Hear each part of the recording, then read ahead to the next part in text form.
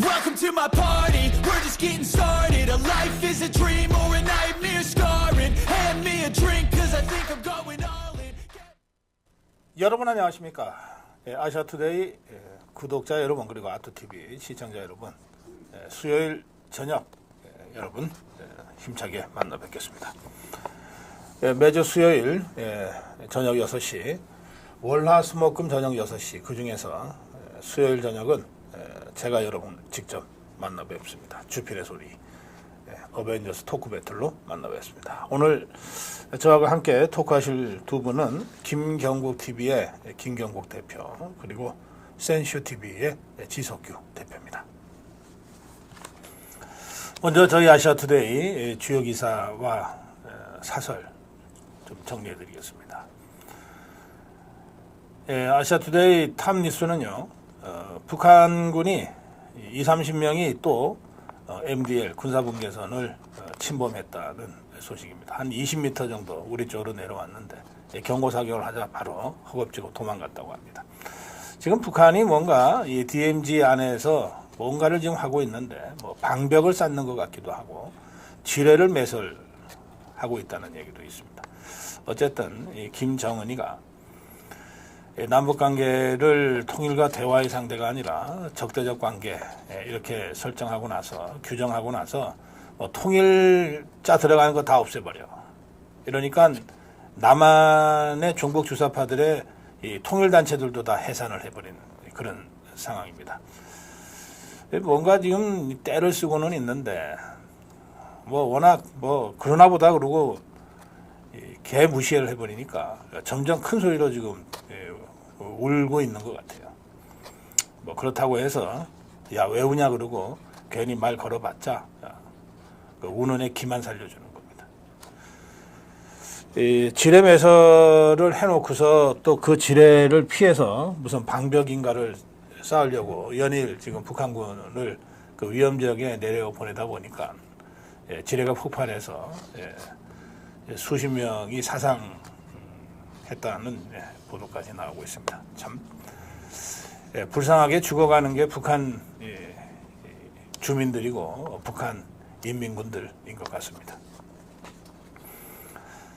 하여튼 이런 북한에 푸틴이 오늘 아침에 들어갔습니다. 뭐 김정은이가 뭐 공항까지 나가서 맞이했다 그러고 뭐 공동성명을 발표한다 그러고 뭐 요란을 떨고 있는데 푸틴이라고 해서 머리가 없겠습니까? 이게 저 북한하고 너무 밀접해지면 얻는 것보다 잃는 게 더 많을 수도 있다. 당장은 북한이 지금 우크라이나와 전쟁하고 있는 러시아 군에 뭐 무기, 뭐 주로 이 탄약 이런 거를 포탄 이런 거를 엄청나게 갖다 대주고 있으니까 좋은 관계를 유지하고 가는 것 같은데 그러나 푸틴이 뭐 김정은이 따위에게 뭐 노란할 정도의 순진한 사람은 아니죠. 아주 노회하기가 그지없는 푸틴입니다.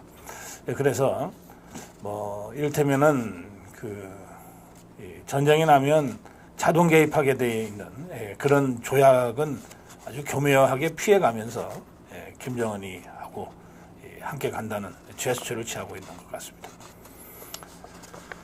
자, 이 관련 기사 아시아투데이 탑뉴스로 전해드렸습니다. 이 상임위 문제가 있는데요. 지금 17개 상임위 중에서 법사위, 운영위, 그리고 과방위. 법사위는 모든 상임위의 상원격에 해당되는 것이기도 하고 또 검찰이나 사법부를 감시 감독하는 기관이기 때문에 이재명이 방탄을 위해서는 뭐 필수적으로 확보해야 될 상임위입니다. 좌파 입장에서는. 그다음에 운영위원회는요, 그 대통령실을 그 감시하는 위원회입니다. 그러니까 운영위원회를 가지고 가는 것은 시도 때도 없이 비서실장, 뭐 수석들 불러 제끼면서 대통령실의 업무를 사실상 마비시키고 또 대통령실을 뭐 감시 감독한다는 명분으로 김건희 여사에 대한 압박을 계속하겠다. 이런 정략적 의도가 숨겨져 있다고 생각할 수 있습니다. 예, 그런 운영위원회.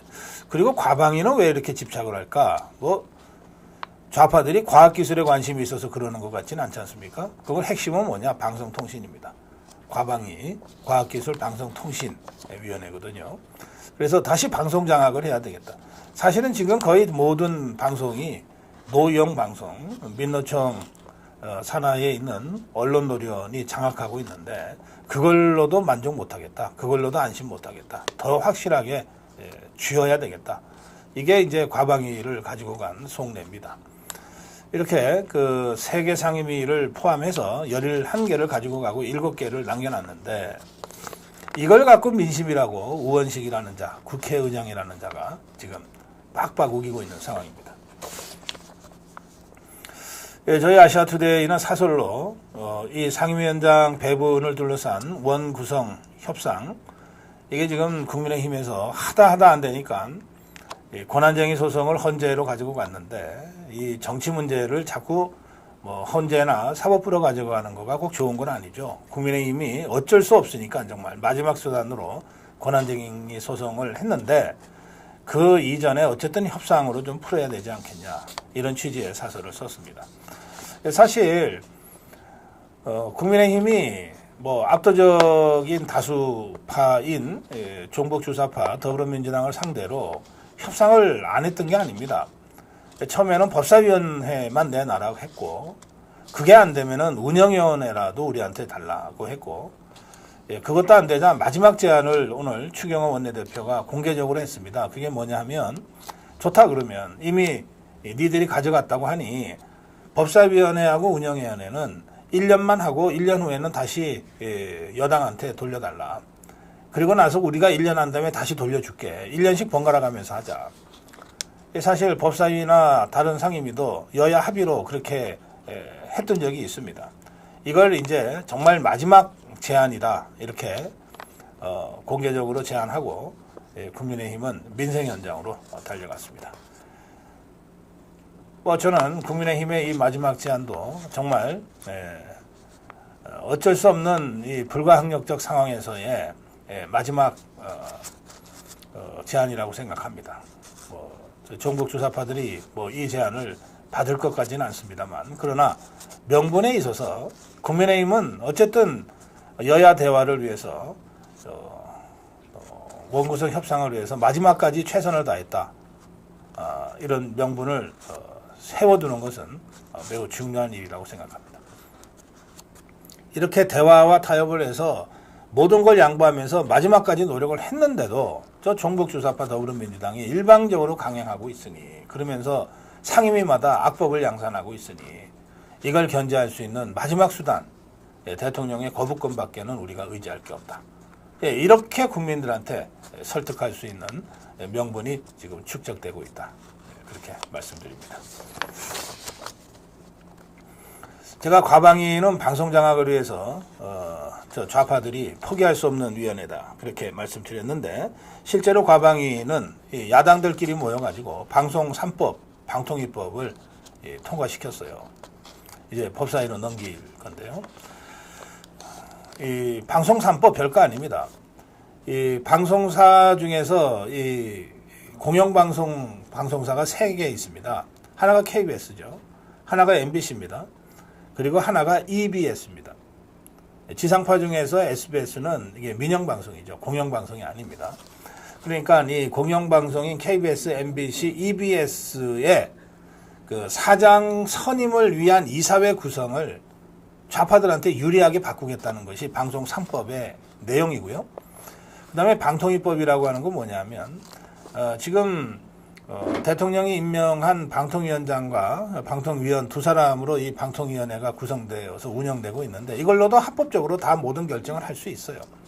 그런데 이 방통위의 그 정족수를 4명 이상으로 늘려서 함부로 이 대통령이 함부로 못하게 만들겠다 이건데요. 사실 이 방통위법은 방통위원회와 관련된 법이고 이것은 정부 기구입니다. 행정기구예요. 다만 방송을 다루고 통신을 다루는 그 부처의 특성상 야당이 또 대통령이 추천하는 위원들이 다수지만 여당도 최소한의 발언을 위해서 위원회에 포함을 시켜주는 거죠. 이게 원래의 방통위원회의 입법 취지인데 이걸 깡그리 무시하고 자기들이 뭐든지 다 제동 걸 수 있도록 방통입법을 고쳐서 사실상 가동 중지시키겠다. 이런 것이 지금 더불어민주당이 추진하는 방통입법입니다. 이 방송 3법은 이미 21대 국회에 밀어붙였다가 대통령 거부권으로 폐기된 바가 있는데 이걸 다시 지금 밀어붙이고 있는 것이고요. 또 방통위법은 바로 그 본질이 방통위원회의 업무마비에 있습니다. 그래서 저는 이 법이 뭐 상임위 거쳐서 법사위 거쳐서 본회의 거쳐서 통과돼서 정부로 오더라도 윤석열 대통령이 다른 건 몰라도 이 법만은 거부권 행사를 해야 된다 그렇게 말씀드립니다. 마지막으로 우리 아시아투데이의 박지은 정치부 기자의 그 칼럼이 있습니다. 기자의 눈. 상당히 그 날카롭고 또 의미 있는 그런 칼럼이라서 제가 짧게 내용을 소개해드리면 이렇습니다. 제목은 여당엔 있고 야당엔 없는 것. 이재명이가 언론을 검찰의 애완견이라고 이제 비난했습니다. 파장이 이렇어요. 그런데 더불어민주당 안에서는 이재명이 뭐 못할 말 했냐, 맞는 말 하지 않았냐라고 이재명을 비호하는 자들이 나타날 정도로 더불어민주당에는 이재명의 독주와 독선을 견제할 어떤 비주류도 없다는 거예요. 반면에 국민의힘에는 뭐 친한이냐 반한이냐 친윤이냐 비윤이냐 반윤이냐 뭐 언뜻 봐서는 뭐 개파 정치 같아서 좀 불편한 점이 없지 않아 있습니다만 그래도 여러 목소리가 나온다는 거예요. 이게 더불어민주당에 지금 없다는 거죠. 그래서 경쟁은 서로를 강하게 만들고 견제는 자정의 선순환을 불러오는데 소수 여당이지만 국민의힘이 거대 야당 민주당과 맞설 힘 바로 이런 경쟁과 상호 견제에서 나오는 것 아니냐. 저희 아시아투데이의 정치부 박지은 기자의 이 칼럼 여러 가지를 시사하고 있어서 제가 여러분께 소개해 드렸습니다. 아시아투데이 종합일간지고요. 제가 감히 아시아투데이 주필로서 말씀드리는데 우리나라에서 제일 좋은 신문입니다. 그러니까 여러분 구독료를 내시고 이건 종이신문이기 때문에 이 제작을 하는데 엄청난 돈이 들어가거든요. 그러니까 구독료를 내시고 한 1년 정도 정기 구독을 좀 해주시면 좋겠고요. 그리고 주위 분들한테도 대한민국에도 이런 좋은 신문, 이런 멋진 신문이 있다. 무슨 조중동만 있는 게 아니더라. 한겨레 경향만 있는 게 아니더라. 아시아투데이라고 하는 정말 훌륭한 신문이 있다. 이걸 좀 주위에도 좀 널리 알려주시면 고맙겠습니다.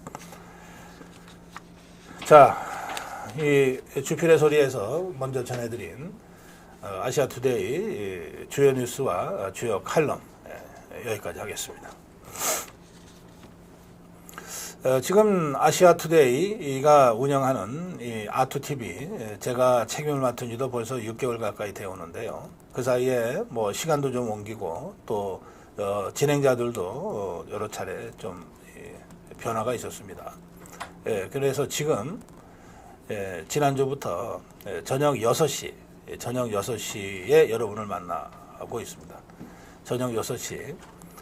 월요일, 화요일은 이종근 평론가의 HQ가 있습니다. 그리고 목요일, 금요일은 혼술의 송국권 대표의 현장 정치가 있습니다.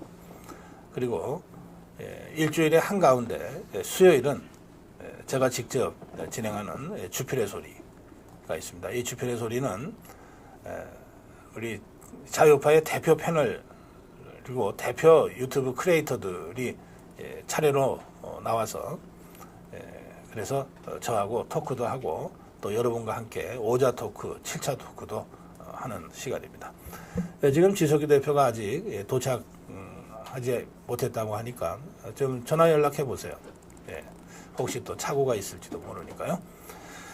자, 김경국 대표부터 모시겠습니다. 자, 김경국 대표 어서 오세요. 예, 안녕하십니까. 네. 혼자 하니까 조금 썰렁하네요. 네. 지석규 대표 오기 전까지 네. 좀 저하고 이 정치 현안에 대해서 좀 몇 가지 말씀 좀 나누고 있으면 좋겠습니다.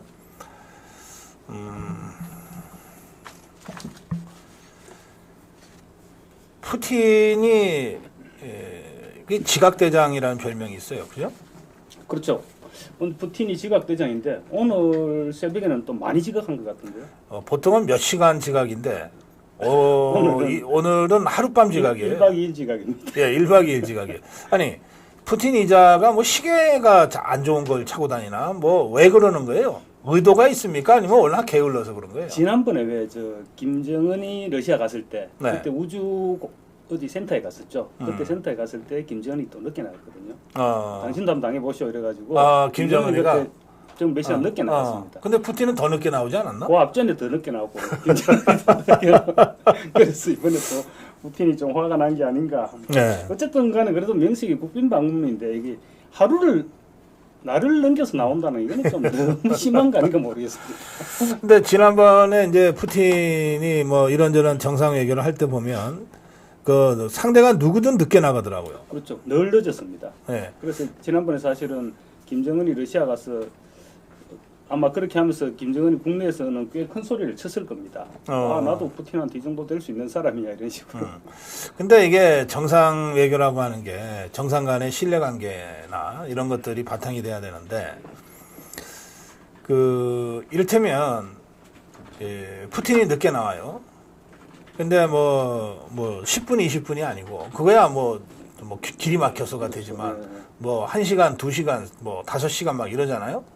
그러면 상대방 정상이 자리를 박차고 일어난 경우는 지금까지는 없었어요. 지금까지는 없었죠. 그거 하는 사람이 왜 없을까요? 지난번에 바이든인가 그때도 트럼프였습니까? 바이든이었습니까? 그때도 늦었을 겁니다. 네. 늦었는데 그런 회담은 그대로 했었거든요.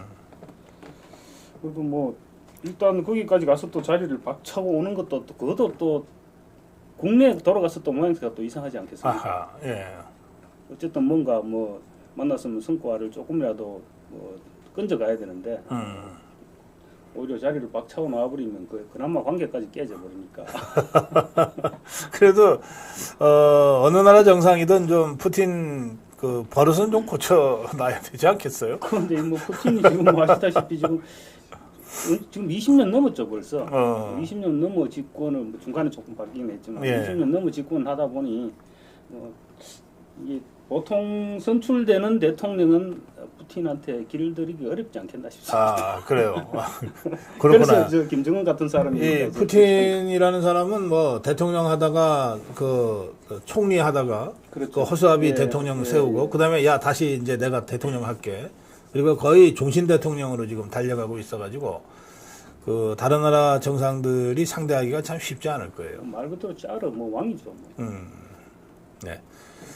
자, 지금 저희가 지석규 센슈의 지석규 대표하고 연락을 하고 있는데 오는 길에 교통사고가 났답니다. 어떻게 크게 뭐 다치거나 그런 건 아닌지 걱정되네요. 그런 건 아니고요. 그냥 가벼운 접촉사고. 어쨌든 오늘이 6월 중에는 제일 오늘 너무 덥던데요. 뭐 기상 관측 사상 최고로 더운 6월이었다 그러는데 그냥 덥지만 한 게 아니라 이게 너무 해가 따가워가지고 햇볕을 직접 받으면 바로 화상을 입을 정도라 그러더라고요. 지금 실내에 있다가 바깥에 나가면 이게 숨소리가 훅 하죠. 그러니까 이럴 때는 사실 불쾌지수나 스트레스 지수가 굉장히 높거든요. 그러니까 이런 상황에서는 뭐 행인들 지나가다가 어깨가 살짝 부딪혀도 서로 짜증이 나는데 이 차도 가벼운 교통 접촉사고라도 당장 나가기도 그렇죠. 아이고 이 지석규 대표 고생하시겠네. 전화 드리세요. 좀 천천히 와도 된다고. 예. 이렇게 더운데 저 여의도 생각을 하면 또 더 덥고 짜증이 나니까. 예, 안 와도 된다고 얘기하고 싶지만 안 오면 안 되니까 예, 천천히 와도 된다고 사고 수습 잘 하시고 오시라고 그렇게 좀 전화도 전해주세요. 얼마나 그 마음이 초조하겠어요. 예, 그래요. 지금 미국 쪽에서 나오는 얘기가 푸틴이 이번에 김정은이랑 만나서 뭐 유사시에 뭐 예. 전쟁이 났을 때 자동 개입 예. 같은 수준의 군사 동맹을 맺을지도 모른다는 이제 예측 보도가 나오자 그렇습니다. 예, 그걸 예. 보고 미국 쪽 전문가가 국무성 쪽인 것 같은데 6.25 전쟁 이후 한반도에 가장 전쟁 위험성이 높아진 시기다 이렇게까지 표현하더라고요. 예, 김 대표 어떻게 보십니까? 근데 오늘 저도 안 그래도 그 부분을 좀 네. 관심 있게 지켜봤습니다. 관심 있게 네. 지켜봤는데 뭐 말씀하셨다시피 지금 우리가 가장 관심을 끌어온 부분은 어느 양쪽이 군사적 충돌이 일어났을 때 우리가 한미 동맹처럼 자동 군사 개입하는 그런 전략적 동맹 관계, 네. 포괄적 뭐 전략적 동맹 관계까지로 가는 것 아니냐 이런 부분 때문에 저도 사실 좀 지켜봤었는데 네. 그 앞 단계에서 머물렀던 것 같더라고요. 포괄적 전략 동반자 관계 거기까지 일단 머물렀고 동맹 관계까지는 발전하지 않는 걸로. 예. 그러니까 이게 보면 이제 동반자하고 동맹 사이 다르죠. 예. 다르죠. 예. 그리고 이제 김정은 입장에서는 동맹 관계까지 가고 싶었겠죠. 동맹은 처음부터 끝까지 같이 가는 그렇죠. 거고. 우리가 한미 동맹 하듯이 예. 동반자는 그 잠깐 길이 같을 때 잠깐 같이 가는 거고.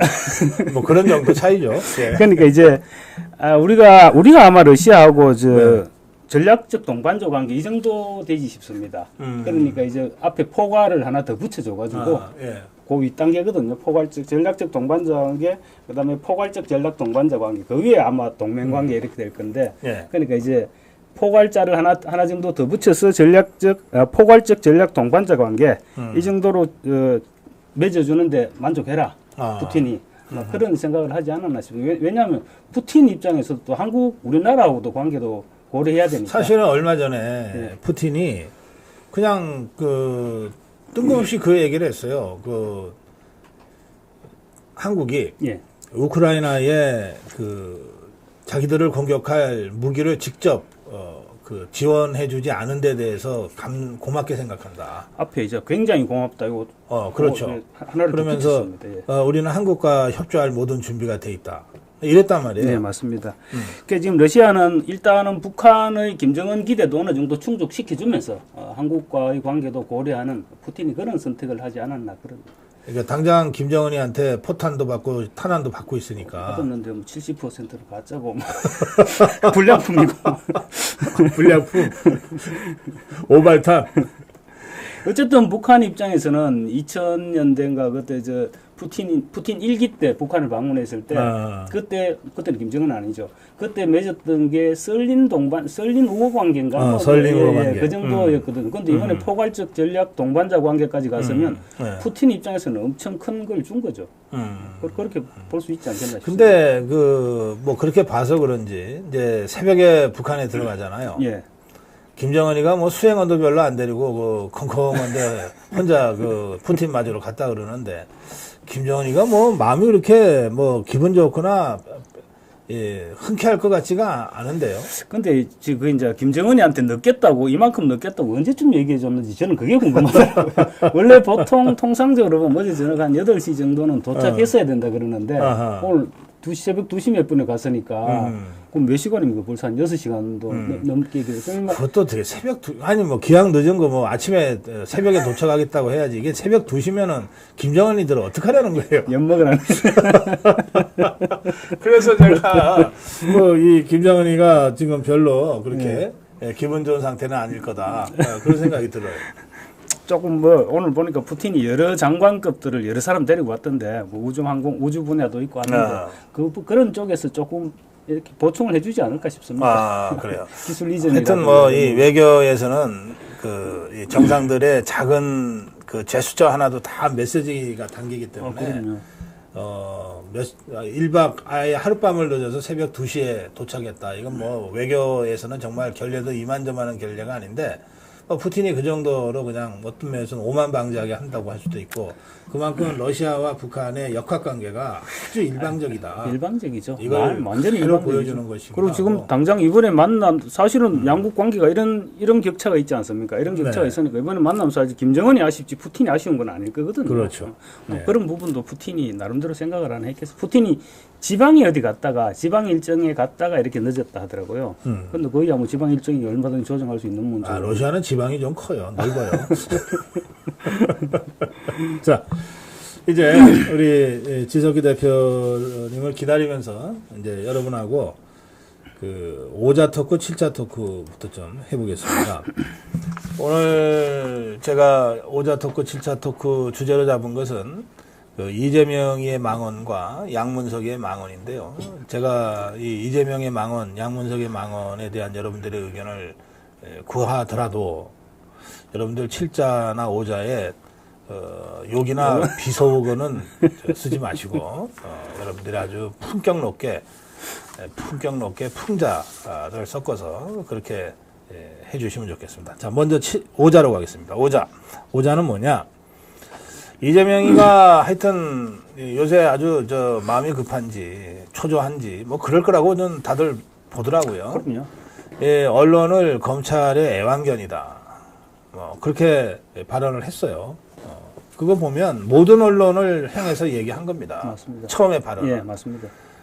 그런데 이제 한 며칠 동안 뭐 정말 막 여론이 들끓었잖아요. 그러니까 그 발언하고 며칠 후에 아주 궁색하게 사실은 몇몇 언론을 향해서 한 말이다. 전체 언론에 대해서 얘기한 건 아닌데 그렇게 오해가 됐다면 그건 내 잘못이고 유감이다. 이렇게 유감의 뜻을 표했어요. 사실 유감도 아니죠. 그리고 이런 얘기입니다. 쉽게 얘기하면 내가 그때 이제 좀 욱해서 지르긴 질렀는데 우리 팬들 말고 우리 팬들한테 했는 얘기는 아니고 저쪽 보수 저 언론들한테 했는 얘기니까 우리 팬들 너무 신경 쓰지 마라. 그래요. 그래서 내가 유감이다. 뭐 자, 그래서 이재명이의 이 망언, 언론은 검찰의 애완견이다. 이것에 대해서 여러분들이 느끼시는 바 5자로 지금부터 올려주시기 바랍니다. 자, 5자 토크로 가겠습니다. 김경국 대표 오늘 혼자서 하셔야 되겠어요? 예, 이재명이의 이 정말 희대의 망언입니다. 예, 언론은 검찰의 애완견이다.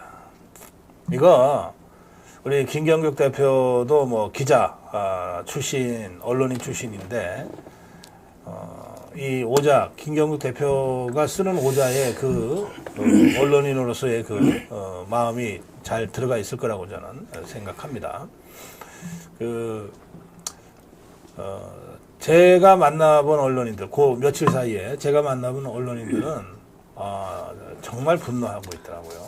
분노하고. 자, 5자 써주세요. 예. 정말 분노하고 또 자괴감도 느끼고 그리고 어쩌다 언론이 이렇게 대접받게 됐나.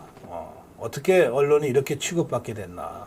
그런데 더 황당한 것은 이런 얘기가 나왔는데도 이 언론인들이 별로 무슨 일이 있었냐는 듯이 그냥 그런 거예요. 그래서 사실은 그것 때문에 도대체 대한민국 언론은 다 죽었냐. 이런 우리 국민의 분노가 터졌고 그런 여론 때문인지 이재명이의 망언이 나오고 한 3일 후에 뭐 기자협회, 뭐 언론노련 이런 데서 그 이재명의 그 부적절한 발언에 대해서 사과하라 뭐 이런 성명을 뭐 정말 억지 춘향격으로 냈어요. 참. 하여튼 자 그런 상태입니다. 자 여러분 이재명의 이 희대의 망언, 언론은 검찰의 애완견. 그리고 또 이걸 뭐 언론학에 나오는 얘기라고 또 말도 안 되는 얘기입니다. 자, 김경국 대표님의 5자. 네가 그런 말 무슨 뜻입니까? 네가 그런 제가 말? 사실은 애완견 소리를 듣고 처음에는 네. 제가 무슨 생각을 했냐면 이거는 진짜 개 XX 소리보다도 기자들한테 더 심한 욕이다. 이거는 진짜 기자들한테 쌍욕보다 훨씬 심한 쌍욕입니다. 아하, 예. 남들 시킨 대로 한다는 남이 시킨 대로 따라서 한다는 그런 얘기인데 어떤 정상적인 기자가 이런 내용을 좋아하겠습니까?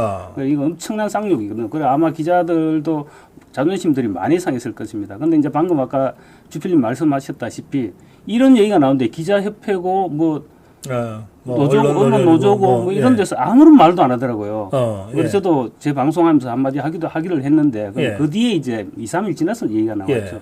그러니까 이재명 대표가 지금 그만큼 제가 볼 때는 아마 어떤 이게 균형 감각을 상실한 것이 아닌가.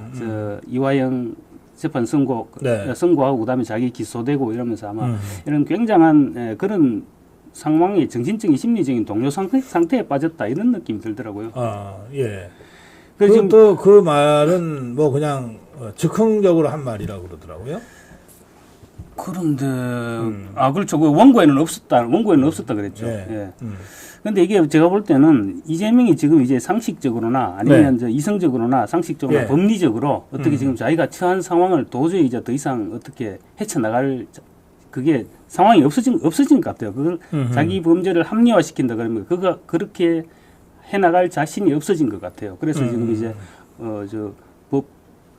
국회 법사위를 지금 아예 뭐 자기 변호사로 활용하고 있죠. 그리고 지금 검찰은 아예 없애겠다 그러고 있죠. 거기도 이제 언론들이 제대로 말을 안 들으니까 이제 언론까지 확 이렇게 하면서 결국은 자기 지지자들을 향해서 나 좀 도와도 이런 저는 그런 식으로 해석이 되더라고요. 그 우리말에 어물점 망신은 뭐 꼴뚜기가 다 시킨다는 말이 있어요?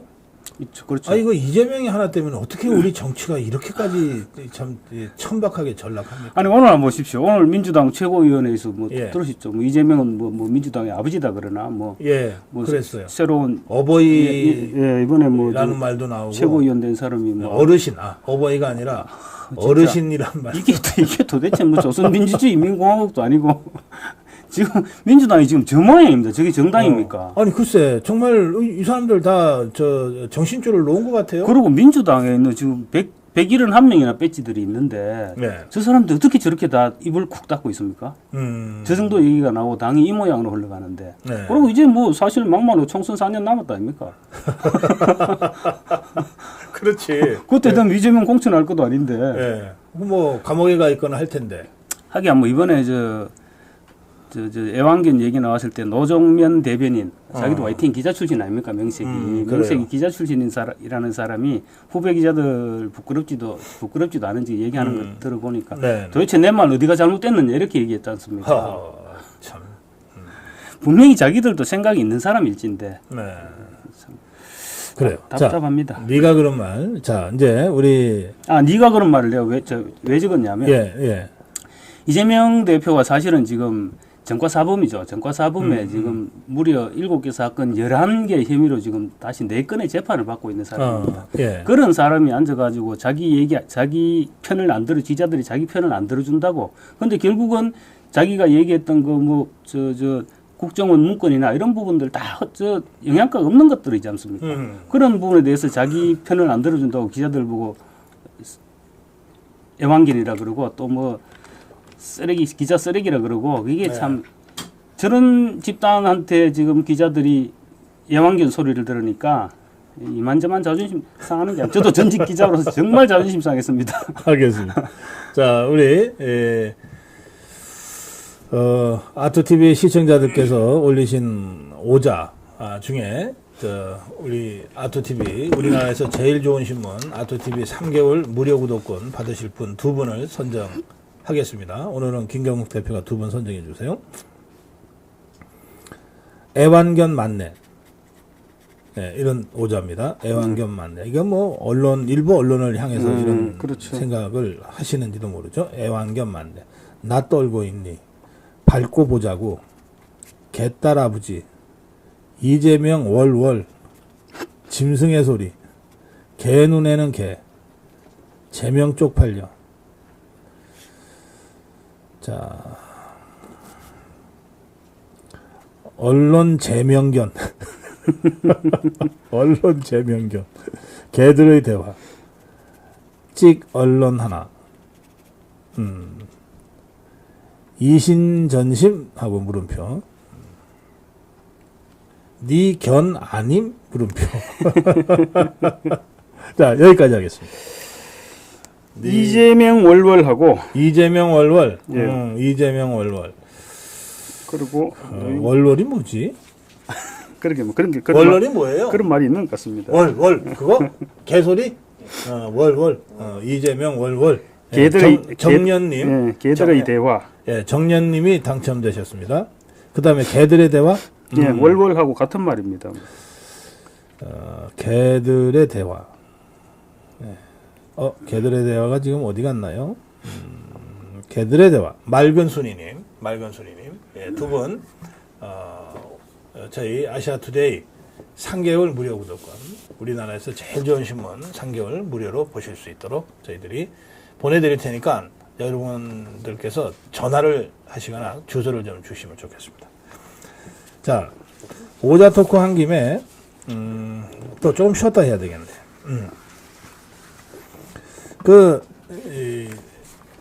김정숙이가 타지마할 그거 가지고 국민의힘에 배현진이를 고소했어요. 예, 그렇죠. 그러니까 본인이 직접 했으니까 고소죠. 어떻게 보셨어요? 근데 사실은 오늘 배현진 의원이 페이스북 SNS에 글을 올렸던데 네. 진실의 시간이 다가오고 있다 이런 글을 올렸었더라고요. 이제 검찰 수사로 진실이 드러날 것 같습니다. 그런데 그 전에 아마 진실의 방으로 먼저 들어가야 되는 거 아닌가 모르겠습니다. 진짜 짜증 나는 거는 무슨 염치로 그렇게 자기가 고소를 했는지 아니 우리가 상식이란 게 있지 않습니까? 일반적으로 상식에서 출발을 해야 되는데 뭐 인도 방문 과정이나 그리고 타지마할 뭐 그 일정 정하는 과정 뭐 그리고 또 사실은 전용기 사용 자체가 출발부터 잘못된 거죠. 그럼요. 예. 예. 그러면서 아니 성남에 있는 서울공항에서 예. 이제 대통령 그 전용기를 휘장 달고 띄웠잖아요. 그렇죠. 근데 거기까지 가는 헬기에 맞습니다. 헬기도 대통령 전용 헬기 타고 갔어요. 휘장을 달고 갔어요. 휘장 달고. 예. 예. 그러니까 진짜로 이 문재인이랑 김정숙이는 이번에는 네가 대통령 노릇해라. 공동정부였는 것 같아요. 뭐 그랬던 거 아닌가 싶어요. 공동정부. 그걸 문재인이 몰래 휘장 붙이고 이럴 수는 없잖아요. 당연하죠. 당연히 보고가 들어가죠.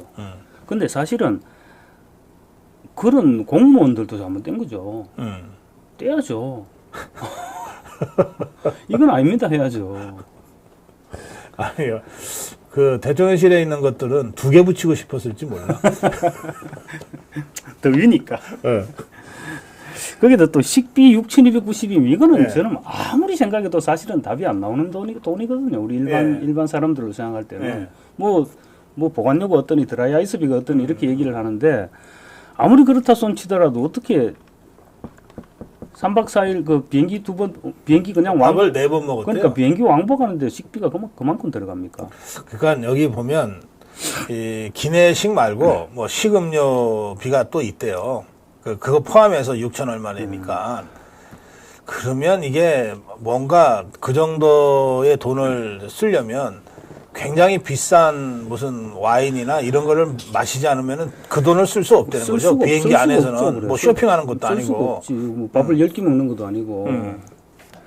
그러니까 이제 양심이 있으면 좀 조용하게 반성하고 있어야 되는데 어떻게 보면 이제 뭐 어차피 서울중앙지검에서 수사 시작되고 할 테니까 나도 한번 하자 이렇게 했는지도 모르겠습니다. 어차피 수사 당할 거 어차피 내가 먼저. 수사 어차피 뭐 수사는 지금 시작됐지 않습니까? 그래요. 예.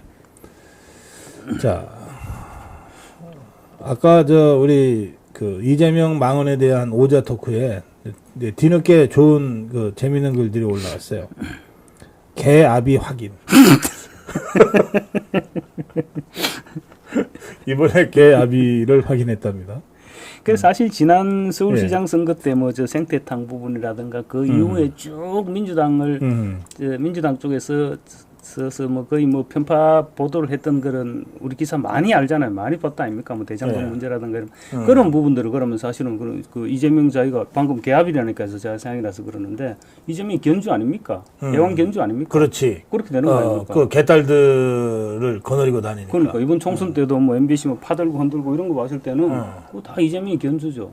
그런데 그 애완견이란 단어를 안 쓴대요. 반려견이라고 그러지. 이게 이제 반려가족들은 애완견이라고 하는 그 말의 뜻이나 이런 것들이 이게 아주 낡은 시대에 반려견하고는 우리가 느끼는 다르죠. 뉘앙스가 완전히 다르죠. 이 장난감 같은 그렇죠. 느낌 있잖아요. 애완견은 반려견은 함께 생활하는 그 가족이잖아요. 그래서 진짜 반려가족은 애완견이라는 말을 굉장히 싫어한대요. 뭐 개딸들이야 그런 거 저런 거 가리지 않고 개아비가 하는 말이 뭐 무조건 환호 지르고 하겠지만, 예. 자, 뭐 아까 제가 이제 7자 토크 남겨놨는데 지금 7자 토크로 바로 가겠습니다. 7자 토크는 뭐냐면요. 자, 이제 이재명의 이 망언이 있었어요. 그리고 막 정말 분노했어요. 우리 국민들이 또 언론이 분노했는데 가만히 생각하면은 이거 이재명을 그냥 내버려두면 안 될 것 같다. 이렇게 생각한 몇몇이 있어요. 아까 예로 드신 그 노정면이라는 자도 그렇고, 그리고 최민이라는 자도 양문석이도 그렇고. 근데 양문석이가 나타났어요. 이 양문석이가 머리가 괜찮아요. 뭐냐면 이재명이보다 더 세게 해서 지가 욕을 더 많이 먹어야 이재명을 보호할 수 있다. 제가 딱 그 전략을 느꼈거든요. 그래서 방송도 했는데 양문석이가 저렇게 떠드는 걸 보니까 이 사람이 보니까 저 관심을 아예 이쪽으로 돌려버리려 하는구나. 그렇지. 예. 이거 지금 망언 시리즈로 지금 이렇게 관심이 돌아가면 이재명한테 대한 이게 일단 그렇지. 뭐 순간적이라도 양문석이가 지가 다 뒤집어 쓰겠다는 전략을 저도 구사하는 그런 느낌이 들었습니다. 예, 그래서 이게 그 여론이 어떤지를 빤히 알 텐데 그럼요. 거기다 대놓고 뭐 잘못했냐? 애완견은 그 애완견에 대한 모독이다. 기레기라고 했어야지. 막 이렇게까지 나간 거예요. 그러니까 기껏 높여줬는데도 탈이냐, 뭐 이런 얘기였죠. 그러면서 뭐 언론이 발작하고 있다, 뭐 이런 말까지 했어요. 자, 이 양문석의 망언에 대해서는 여러분들이 어떤 생각을 갖고 계신지 이번에는 7자로 가겠습니다. 7자. 자, 진짜 X 7개 하고 싶습니다. 아, 그럼 하세요. 그 X 7개 괜찮네. 자, 여러분들, 아무리 막 속이 뒤집혀지시더라도, 비속어나 욕설은 빼시고, 7자, 7자로 이 양문석의 이 더한 망언에 대해서, 여러분들의 생각을 좀 전해주시면 좋겠습니다. 자, 한번 들어주실래요? 쓰레기도 아깝다. 기자 쓰레기라 그랬지 않습니까? 그래요. 기자 쓰레기를 그래서 기레기 아닙니까? 줄여서 기레기라고. 저는 사실 양문석 지난 우리가 양문석의 망언을 하루 이틀 듣는 것도 아니죠. 하루 이틀 듣는 것도 아니지만 이거 막상 이제 뭐 제 언저리에서 그런 얘기를 들었다고 생각하니까 아까도 말씀드렸다시피 많이 분노가 많이 치솟았는데 어쨌든 양문석 사람이 아니고 양문석의 이런 발언은 사실 쓰레기도 아깝다. 그런 생각입니다. 그 쓰레기도 아깝다고 하시니까 생각이 났어요. 이거 내려주시고요. 그 쓰레기도 자원이에요. 이번에 그 윤석열 대통령이 중앙아시아 상국 국빈 방문했잖아요. 거기에 수행한 사람 중에 그 정용기라는 사람이 있어요. 정용기. 예, 재선 그러니까 그 정용기 얘기입니까? 예, 맞아요. 저기 지금 남방공사 한나 한국 지역 남방공사 사장이거든요. 그 수행에 같이 갔었구나. 갔는데 그 간 이유가 그 중앙아시아가 이제 그 뉴 타시켄트 프로젝트 이런 걸 하는데 우즈베키스탄에서 그게 우리나라의 지역 난방공사가 진짜 성공적 모델인 거예요. 전 세계에서. 그러니까 보통 이게 화석연료를 뗄 때는 그 화석연료의 열 효율이 한 30%, 40%밖에 안 된대요. 나머지는 이제 버려지는 거죠. 낭비되는 거예요. 이제 이거를 이제 따로 이제 난방 쪽으로 돌리는 것도 있고, 지금 우리의 지역 난방공사는 주로 쓰레기를 완전 연소시키면서 나오는 열과 증기 이런 걸 가지고서 지역 난방으로도 돌리고 또 자체 발전으로도 쓰잖아요. 그 지역 난방공사 시스템이 우리나라가 세계 최고 수준이라는 거예요. 그래서 중앙아시아 쪽에 요청이 있었다는 겁니다. 한국의 지역 난방공사 시스템을 우리도 도입하고 싶다, 배우고 싶다. 그래서 정영기 한나 사장이 그 이제 차출돼서 간 거예요. 가서 실제로 계약을 해요. 그리고 이제 그럼 상대가 그쪽의 지역 난방 책임자니까 에너지부 장관이나 건설부 장관일 거 아니에요. 그렇겠죠. 그래서 만났어요. 예. 근데 총리가 나도 보고 싶다 그래서 또 만났어요. 야, 그런 정도로 아주 극진한 대접을 받았어요. 정영기 사장 오랜만에 실력 예, 발휘했네. 그러니까 이 지역난방공사가 이게 간단한 게 아닙니다. 우리나라의 지역난방공사가. 근데 이게 쓰레기가 이 자원이 된 거야. 그러니까 우리 김경국 대표가 쓰레기도 아깝다. 이건 진짜 중요한 말이야. 우리 저 쓰레기 쓰레기도 아깝다. 더미 얼마나 잘 활용하고 있습니까? 난지도. 자, 우리 시청자들의 칠작을 보겠습니다. 자, 이번에도 두 분 받아주십시오. 코딱지를 추월해. 이거 센데? 예, 코딱지를 추월해. 설거지는 네가 해. 짜밍 수령 만들기. 어쩌다 이런 자가 지구를 떠나거라. 개들 데모합니다. 딸랑 명비어천가. 배지를 반납해라. 죽돌이들 병풍요. 너나 잘하셔요. 푹. 예. 내 집 지켜줘. 왈왈. 예. 일단 맨 처음 코딱지를 추월해. 코딱지를 추월해. 아, 이거 센데. 코딱지를 추월해. 예, 뭐 양문서희가 박찬대를 추월할 만하죠. 박찬대보다는 머리가 좋은 게 아닌가 싶기도 하고. 전략적이에요. 예. 어쩌다 이런 자가. 아, 그러니까 이게 그 안산 시민 여러분 좀 한 번 더 생각해 보세요. 정말 해도 너무합니다. 예. 어쩌다 이런 자를. 그러니까 아니 진짜로 막말도 있었지. 그리고 또 저 불법 대출 편법인지 불법인지 하여튼 그 대출 문제도 있었지. 또 뭐 허위 서류도 있었지. 그걸 아무리 우리 편이라고 해도 그런 사람을 저는 정말 참. 아, 이게 선정하고 나면 좋은 글들이 올라오세요. 살랑살랑 개꼬리. 소각장 오염될라. 자, 이점 하겠습니다. 우리 지석기 대표가 아직 도착 못한 모양이죠. 지금 어떤 상태인지 좀 알아봐 주세요. 많은 분들이 좀 이렇게 걱정하고 계시니까. 안 오셔도 좋은데, 지금 어떤 상태인지는 좀 우리 시청자들이 궁금해 하시니까요. 좀 알아봐 주세요. 자, 지금 이 국민의힘 얘기 마지막으로 짧게 좀 하겠습니다. 이제 전당대회 룰도 정해졌고, 한동훈은 거의 출마가 확실시 되고, 네, 나경원도 이제 출마한다고 봐야죠. 나경원도 출마하는 걸로 봐야 될 것 같습니다. 그래요.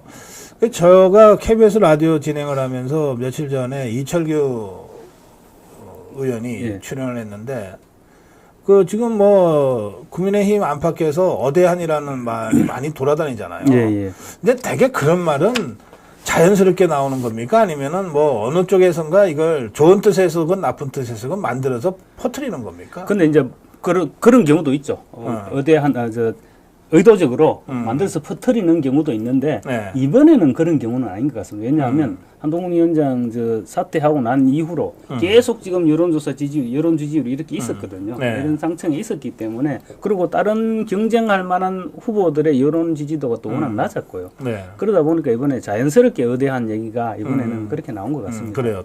정치권에서는 이걸 일부러 만들어서 이렇게 여론전을 하는 경우도 있는데, 그럼요. 김경국 대표는 이번 경우에는 그런 건 아닌 것 같다. 그냥 자연스럽게 그런 말들이 언론에서 회자된 것 같다. 자, 어쨌든 제가 그 질문을 했더니 이철규 의원은 아니 그거는 당원을 모욕하는 말입니다. 어차피 정해졌다면 전당대회 해서 뭐합니까?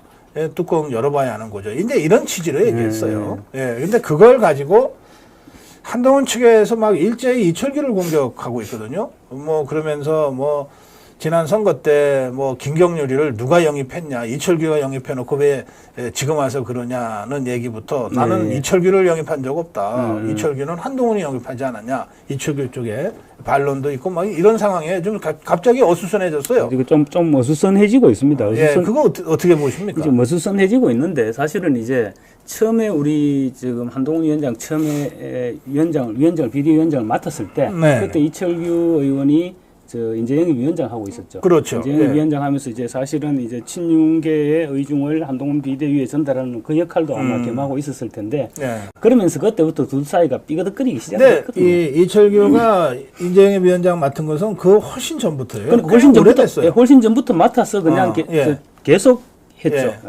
사무총장 하다가 그만두고 이제 인재영입 위원장을 맡았고 그래서 그러다가 예. 한동훈이 비대위원장을 하면서 이제 인재영입 위원장을 내가 하겠다. 그대로 연임이 된 거죠. 하겠다 그러면서 예. 그래서 사실은 이철규가 그때 잠깐 그만뒀어요.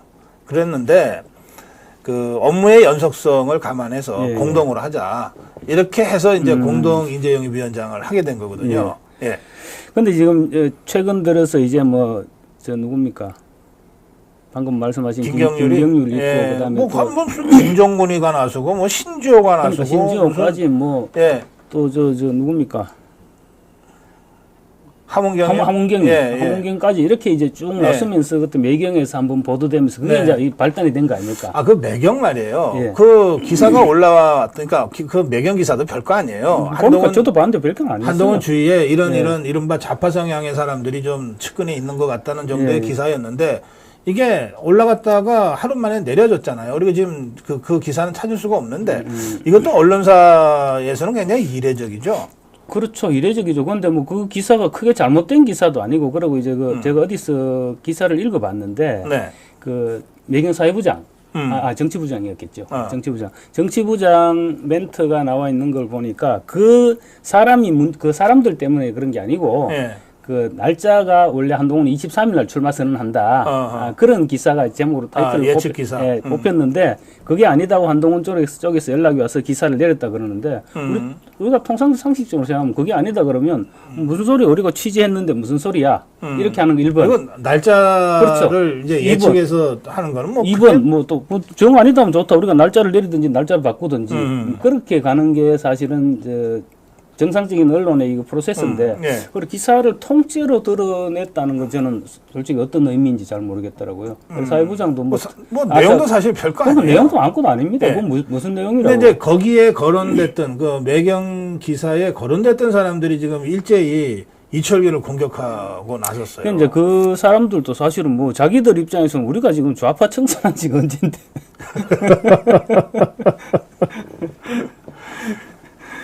그런 얘기인 것 같습니다. 그러니까 이게 전당대회 앞두고 어떻게 보십니까? 이런 논쟁을 계속 해야 됩니까? 그런데 이런 논쟁은 건전한 논쟁이 아니죠. 건강한 논쟁이 아니죠. 건강한 논쟁이 되려면 사실은 우리가 앞으로 물론 이제 뭐 지지하는 사람은 다를 수 있습니다. 한동훈 지지할 수도 있고 또 뭐 저 나경원 지지할 수도 있고 김재섭이 지지할 수도 있고 쭉쭉 지지하는 사람은 다르더라도 우리 당이 앞으로 나갈 일을 가지고 경쟁을 해야지. 그런 주변에 있는 사람을 가지고 그리고 또 뭐 심지어 그렇게 하면서 공격했는 게 한동훈이 좌파다 또 이런 얘기까지 나왔지 않습니까? 그런 식으로 가는 그거는 저는 바람직하지 않다고 봅니다. 그러니까 윤석열 대통령과 한동훈 위원장 뭐 이 사람들이 어떻게 앞으로 잘할 수 있을지 아니면 또 뭐 나경원 이렇게 어떻게 잘 이렇게 경쟁을 서로 윈윈하는 방법을 이렇게 얘기를 해야지 그냥 무턱대어 놓고 저 좌파는 있냐 뭐 보수 정당에서 좌파라는 게 제일 아킬레스건이 되니까 그런 식의 논쟁은 저는 바람직하지 않다고 봅니다. 근데 이 뭐 지금 말씀하신 대로인데 그런데 이제 제가 오늘 쭉 한번 그 관련 이슈가 자꾸 커지는 것 같아서 정리를 해봤더니 뭐 진중권이가 무슨 국민의힘의 대단한 무슨 존재입니까? 아니 진중권은 사실은 뭐 그냥 나그네죠. 주변인 아닙니까? 주변인이고 나그네고 그런데 진중권이를 왜 그런 식으로 그렇게 할 만한 가치가 있는 사람인가요? 그러니까 뭐 이게 무슨 갑자기 무슨 이 국민의힘 전당대회를 앞두고 마치 무슨 이철규하고 맞짱 뜨듯이 내가 맞짱 뜰게 뭐 이런 식으로 지금 막 이게 그림이 그려지니까. 아무튼 뭐 말을 세게 했더만요, 진 교수가. 예. 아니 뭐 그 말도 말이에요. 아니 사악한 사람이라고 이철규를 공격을 했어요. 예? 저는 제가 사악한 사람이라는 표현을 몇 번 썼습니다. 누구한테 썼냐? 저 김정은이하고 문재인이하고 이재명이한테 썼어요. 제가 이 셋한테 김정은이하고 문재인이하고 이재명이한테 사악한 자 사악한 자들이다. 사악한 의도를 갖고 있다. 라고 한 데 대해서 그 자들이 문제를 제기하면 제가 뭐 법정까지 가겠습니다. 그런데 아니 그런 용어를 어쨌든 같은 편이라면서요. 저것들이 지금 같은 편인데 왜 우리를 좌파로 뭐냐 지금 이렇게 항변한 거 아니에요? 그런 얘기죠. 그런데 어떻게 그 같은 진영에 있는 그 이철규한테 그런 식으로 공격을 할 수 있죠? 근데 이제 진중권 교수 입장, 제가 진중권 교수 옹호를 하는 게 아니고 진중권 교수 입장에서는 아마 이런 것 같아요. 나는 누구 편 아니다. 나는 누구 편 아니고 나는 그냥 요 정도 있는 사람. 그럼 나가서 놀아야지. 요 정도 있는 사람이다. 그런 얘기 같더라고요. 아이고 참. 하여튼 그래서 저는 이 전당대회가 좀 제가 좀 불안했어요. 이게 벌써 한 달 전, 두 달 전부터 국민의힘 전당대회라면 마땅히 총선 패배 이후에 어떻게 우리 국민의힘이 2년 후 지방선거, 3년 후 대선, 그리고 4년 후 총선 승리를 위해서 그러니까요. 정말 환골탈태하고 어떻게 올바른 정치 노선을 세워갈 거냐. 그리고 특히 어쨌든 현실적으로 정말 압도적 다수 당인 좌파에 대항해서 이 국정 운영에 여당 역할을 해야 되잖아요. 그럼 그걸 어떻게 할 거냐? 이렇게 그 초점이 맞춰지면서 논쟁이 붙으면 치열할수록 좋다고 생각합니다. 만약에 이런 식으로 찌그덕거리다가 당대표를 선출해 두면 그 당대표에 힘이 실릴 수가 없습니다. 그 당대표 힘이 안 실리면 170한석 저들 어떻게 상대를 합니까? 네, 그러니까. 그래서 이게 참 한 달 전, 두 달 전부터 이게 언론도 이게 전부 경주마식, 예? 경마 중계식, 뭐 이걸 재미삼아 하니까 뭐 한동훈이 나오냐 안 나오냐 갖고 벌써 한 달째 우려먹고 있잖아요. 한 달째 했죠. 예. 하여튼 이제 그런 상황인데 저는 그럼에도 불구하고 제가 오늘 아시아투데이 기자에 있는 칼럼을 제가 소개를 했어요. 정치부 박지원 기자인데 이 제목이 이래요. 여당엔 있고 야당엔 없는 거. 여당은 저런 망발과 망언이 있는데도 누구도 나서서 문제 제기 안 한다. 그런데 국민의힘은 언뜻 봐서 좀 소란스럽고 어수선해 보여도 어쨌든 여기는 친윤이 있는가 하면 비윤이 있고 반윤이 있다. 친한이 있는가 하면 반한이 있다. 그리고 서로 간에 뭐 각축전을 벌이고 있다. 이게 민주당에는 없고 그게 건강한 거지. 국민의힘에는 있는 거다. 뭐 저는 우리 박 기자가 아주 정확하게 줄거리를 잘 잡았네요. 잘 잡았다고 생각해요. 줄거리를 잘 잡았습니다. 그러니까 이런 기자가 있는 언론사가 좋은 언론사지. 빨리 이거 하셔야죠. 이게 뭐예요, 이게? 3개월. 3개월. 아, 이거 우리 두 분 아직 선정 안 했나? 했잖아요. 했습니다. 네, 책자 토크 두 분 선정했죠? 닉네임은 안 했어요. 아, 닉네임은 안 했어요? 아, 그거 알려드려야지. 그러니까 자, 코딱지를 추월하고 어쩌다 이런 자가. 자, 제가 찾을게요.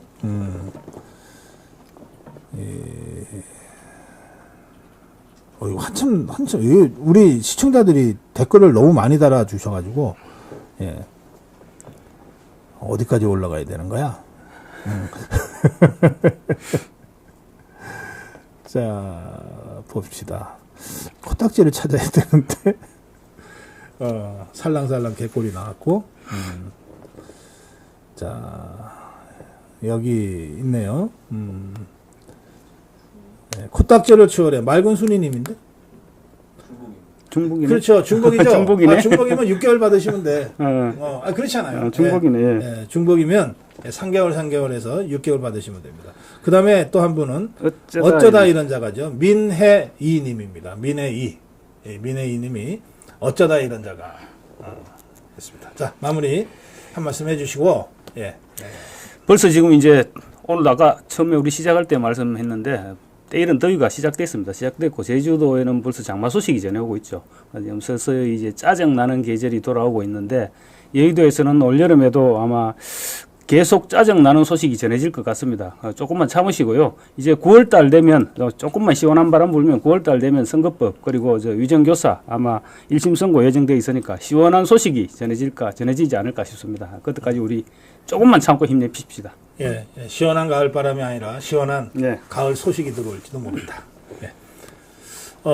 지석규 대표가 좀 걱정인데 지금 연락이 안 되고 있다 그럽니다. 근데 아까 처음에 연락 됐을 때는 뭐 이렇게 큰 부상이나 사고, 큰 사고는 아니라고 저희들한테 얘기를 했으니까 아마 뒷수습하는데 좀 정신이 없는 것 같습니다. 오늘은 지석규 대표가 교통사고로 참석하지 못해서 여러분께 제가 대신 사과 말씀드리고 우리 김경국 대표와 함께 진행했습니다. 토미리스님이 슈퍼챗 하셨고요.